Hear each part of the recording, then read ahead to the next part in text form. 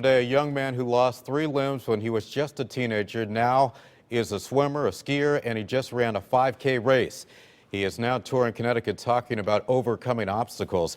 News 8's Kent Pierce met up with him in between speaking engagements.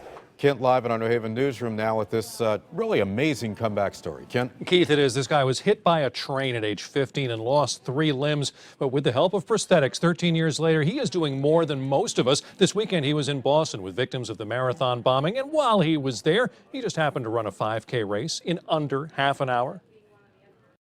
It was a night of being young and crazy and drinking and you know, unfortunately, I got myself passed out on the train tracks. That was in 2001. Cameron Clapp was 15 and lost both legs and his right arm. You know, I had a sense of guilt and remorse and devastation when I woke up in the hospital. But despite the odds, he learned to walk again and run and swim and do a lot more. He's in Connecticut to talk about his amazing comeback. One of his speeches will be to medical professionals at St. Francis Hospital. I've actually had patients of similar injuries, and yes, I mean, if they can survive the injuries themselves, infection, etc., they have some pretty good prospects with the technology that's out there today. A lot of people after an injury like this may throw in the towel, give up, and I think the psychological recovery is one of the biggest challenges that people have to deal with. Cameron dealt with the psychology of being a triple amputee just fine. For the physical challenges, he credits family, doctors, and the prosthetics experts at Hanger.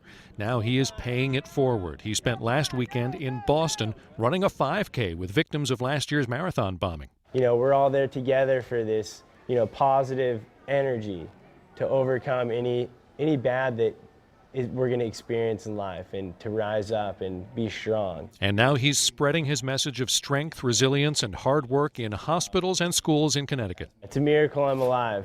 So grateful to be living and to be here on this planet.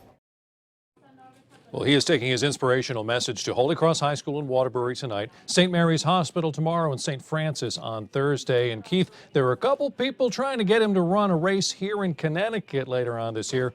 I'll let you know how that goes. For now, live in the New Haven newsroom, I'm Kent Pierce. Back to you. All right.